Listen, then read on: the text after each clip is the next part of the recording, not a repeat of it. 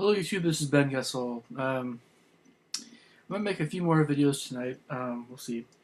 So basically, on this video, I'm going to talk a little bit more about one of the things I know best, and that is the French horn.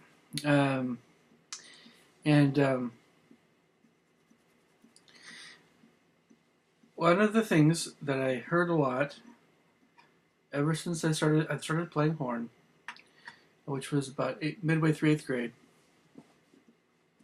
Right, there's all the band jokes. There's all the band and orchestra jokes, and all the different but all the different instruments, right? And we heard them.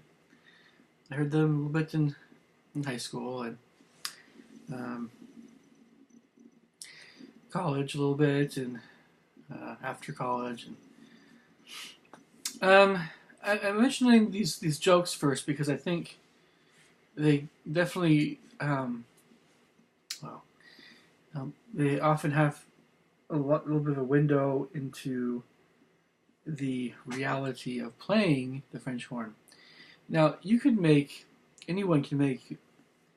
I'm sure that there are all kinds of videos like this on YouTube, and in the future, I might have either a different channel or on the same channel. I might actually have some more formal type or videos where I'm actually performing for you guys or playing stuff. So look forward to that. That might be in the future. It just might be a while before that I'm able to kind of organize that. So, but basically, the horn. There's a connection. There's certainly a lot of truth to some of these band jokes or instrument jokes, including the horn, and not.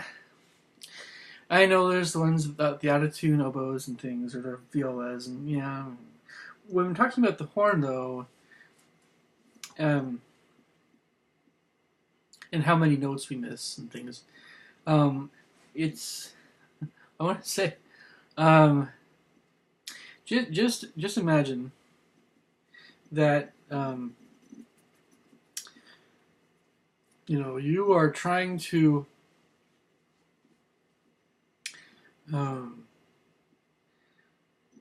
let's say you're trying to blow into a tube. You're trying to get a ball you can blow through this tube to hit a certain target at a certain time based on the speed at which you're blowing. And you need to have the same speed without varying until you get to that target. And then keep going over and over again, do that same thing over again, but try to hit that target in varying lengths of time. 8 seconds, 9 seconds, 10 seconds, 15 seconds. And then you can vary the length of the tube a little bit, in a way. So just imagine how hard it would be to always be right on, spot on. And then you start to get a little bit of an idea how difficult the horn really is. Because we only have 3 valves, only 3, because the 4th valve actually changes the side of the horn that you're playing on, in a sense. It affects the tuning, or it's a little bit involved. Well, basically, in a nutshell, in terms of your notes, right, between the octave, you just have essentially 3 valves that you're working with, just like euphonium, trumpet, tuba, whatever. Same thing. So we have a very large range,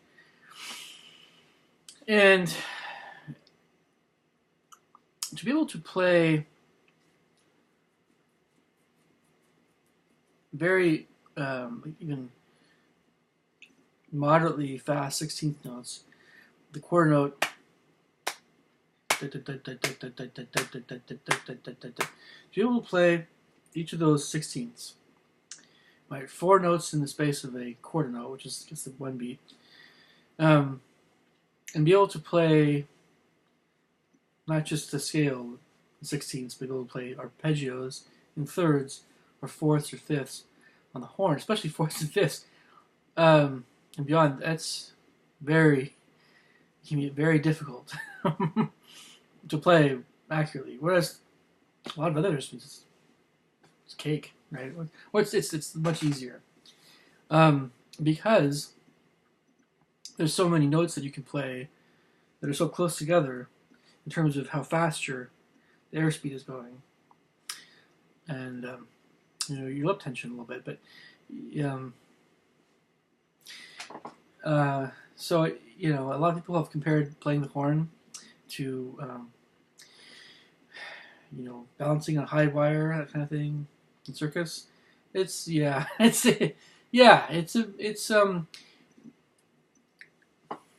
it's not easy at all.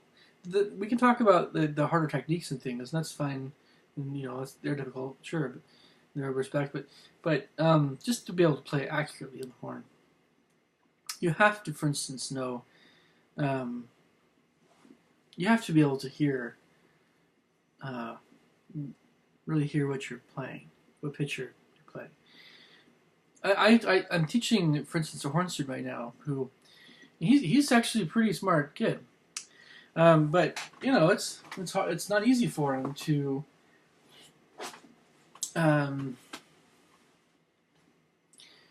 play accurately. I mean, to play just be able to know what note he's playing sometimes. I mean, that's why for instance, that's one of the reasons why many band directors are hesitant to have younger kids play the horn. Every band director is maybe a tad different there. A lot of folks just want that alto brass section to be, the alto to tenor range to be filled in. Not just trombones, but they want some more conical brass, and not just euphoniums, but they want some horns in there too. So you need a very good ear for music. You need an extremely good ear to really do well on the horn, and you need to be very precise with your airspeed and with your embouchure, and especially airspeed. And you have to be able to do a lot with just that little range you have in the cup. So it does favor, like in my case, I have thinner lips. It does tend to favor folks that have thinner lips, but not necessarily. I mean, you can have bigger lips and it'll still work. It's just, well, I mean, at a certain point, it would be a little tricky. But that's a different subject I have with mouthpieces, but on the horn. But I think hopefully you get the idea. But if there's some things that something called the harmonic series. If you play any note on a brass instrument,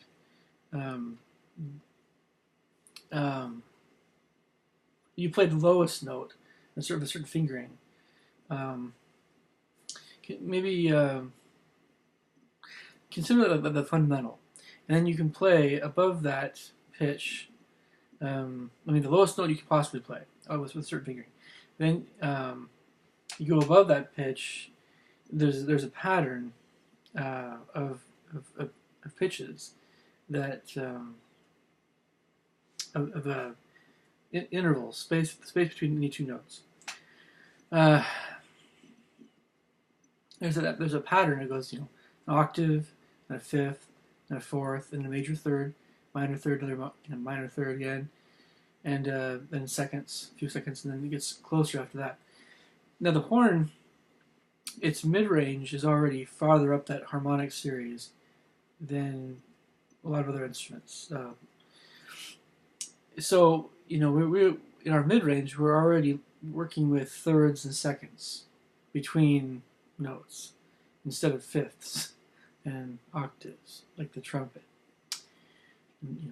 So it's much easier to play more accurately than the trumpet because those partials aren't as close together. On the horn, you just play like just a little bit of an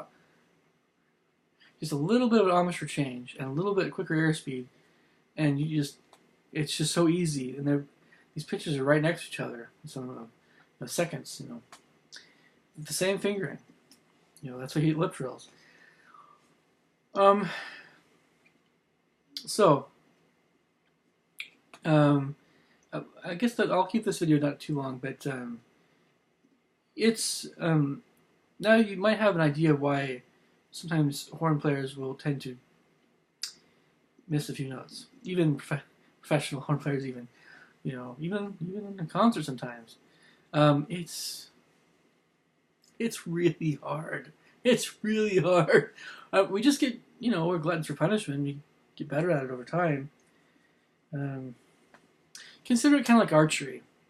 But instead of 100 yards away, we're 1,000 yards away. Well, maybe that's the best example.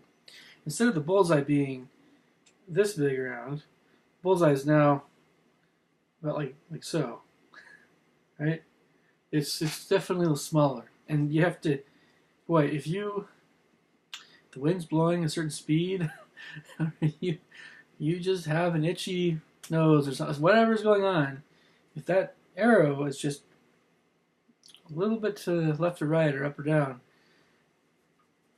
and that's the way the horn is, especially in the high range. It's really hard to play very rapidly, especially, and very accurately. So, hopefully this makes a little bit more sense to those of you that wonder about this. So, horn players understand this. We don't really talk about it a whole lot. It doesn't change the fact that it's true. And,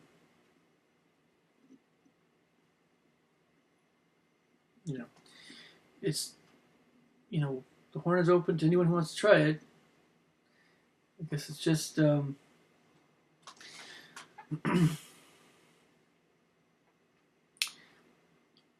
not too many people get to that more advanced level, I guess you could say. They're able to really play. Anyway, I'll catch you guys later. Take care. Bye.